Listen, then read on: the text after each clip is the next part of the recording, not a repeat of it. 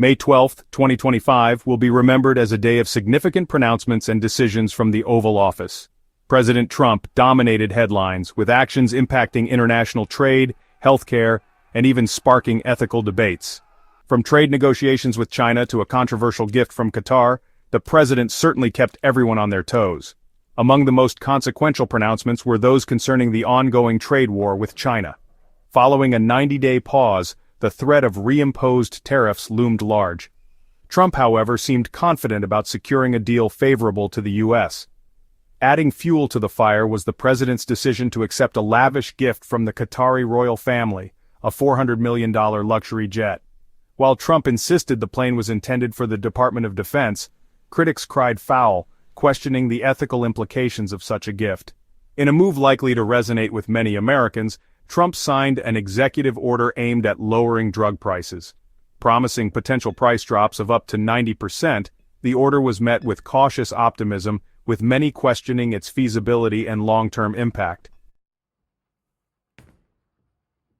The on-again, off-again trade war with China has kept businesses and economists guessing for years. Following a 90-day truce, all eyes were on the White House anticipating Trump's next move. Would tariffs, once as high as 145%, be reinstated?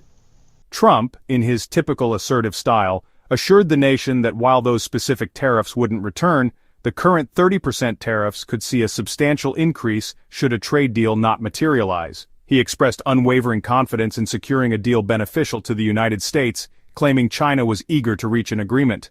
Critics, however, remain skeptical. They argue that Trump's aggressive tactics have only served to damage relations and harm American businesses. They point to the ongoing trade deficit as proof that the trade war has failed to achieve its objectives.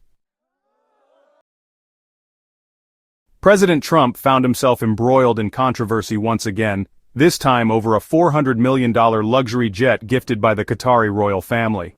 The president insists the plane is not a personal gift but intended for the Department of Defense, citing delays in Boeing's delivery of a new Air Force One. This explanation did little to quell the storm of criticism.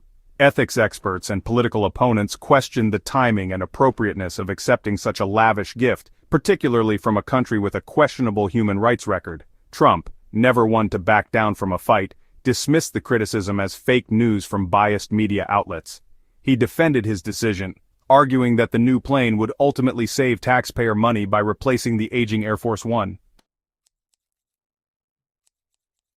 In a move likely to resonate with Americans struggling with the high cost of prescription drugs, President Trump signed an executive order aimed at lowering prices. The order, according to the president, could result in price reductions of up to 90%. While the specifics of the executive order remain unclear, it is expected to focus on increasing competition and transparency within the pharmaceutical industry. This could include measures to expedite the approval of generic drugs and limit the ability of pharmaceutical companies to engage in price gouging. Whether this executive order will succeed in significantly lowering drug prices remains to be seen. Pharmaceutical companies are likely to challenge any measures they deem detrimental to their bottom line. However, the president's action signals a willingness to tackle a critical issue affecting millions of Americans.